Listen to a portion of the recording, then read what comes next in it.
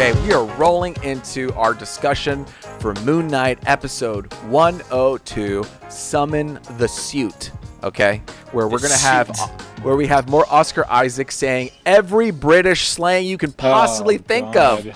Bollocks. It's like they've got a checklist. It does. Honestly, it's like you get drunk every time he purposefully, like they are putting in a British word so many times to have him. And you know what I noticed? You know what I noticed in this episode is that they gave a lot of those like British isms to other side characters to say back to him. So, because I was telling Kristen, because I made Kristen watch the first episode with me today. I watched the first one and then the second one again, and I was telling Kristen, isn't his accent so terrible? He's saying all these like British words that I just feel like are really like whatever. And she was like, well, I think British people say these words and that's why he's saying them. And I was like, I get it, but they just don't roll off the tongue. But then I noticed like the security guard, the boss, you know, a couple other characters, you know, they'll say other words back to him that you're like, oh, this is meant to sound believable. But like when he said bruv, the bruv. Yeah, bruv. I was like, stop.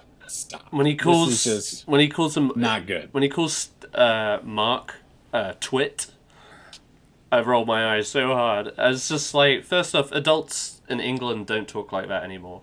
That's like, twits is like an okay word for kids to use kind of thing.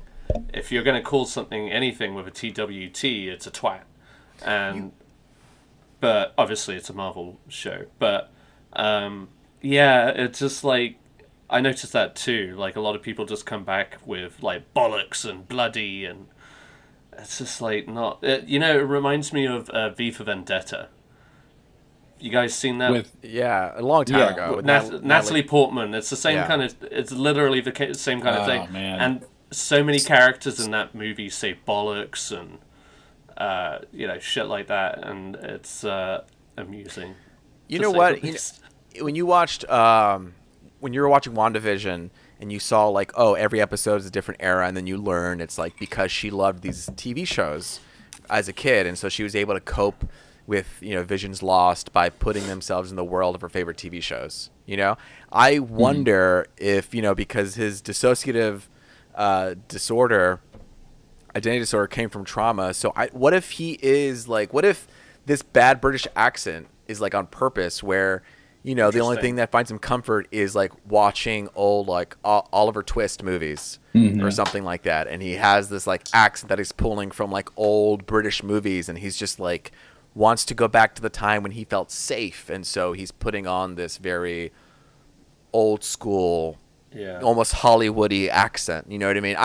I don't know if it's going to happen. I'm just trying to give the poor guy benefit of the doubt. You know what I mean? Oh, no, I'm not dogging on it. He commits to it, and it works. But it is noticeable.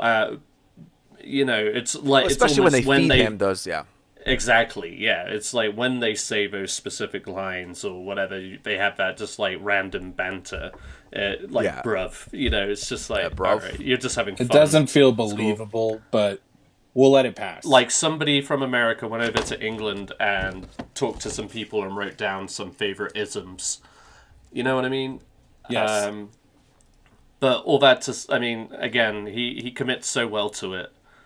And when you start seeing more of Mark Spector, the contrast works better too.